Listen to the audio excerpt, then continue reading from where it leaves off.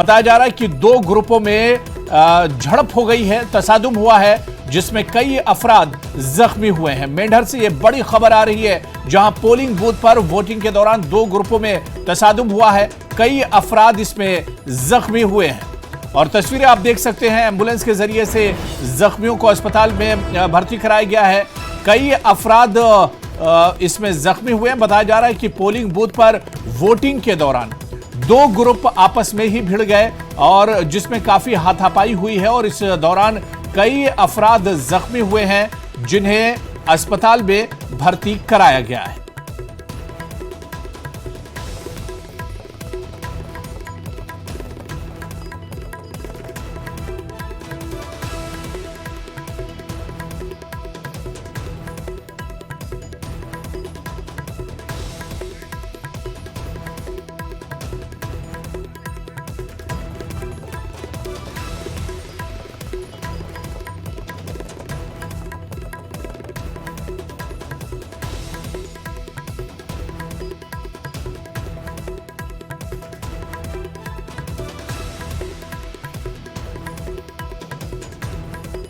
और ये मेंढर से बड़ी खबर है, जहां पर पोलिंग बूथ पर वोटिंग के दौरान दो ग्रुपों में तसादुम में कई अफराद जख्मी हुए हैं।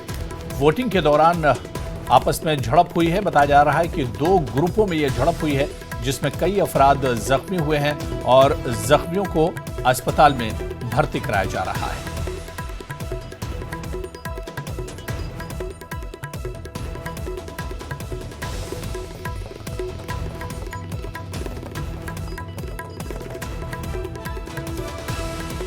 और मेंढर से बड़ी खबर है, जैसा कि हम आपको बता रहे हैं कि पोलिंग बूथ पर वोटिंग के दौरान दो ग्रुपों में तसादुम हुई है। इस वक्त की बड़ी खबर आपको बता दें, तसादुम में कई अफराद जख्मी हुए हैं।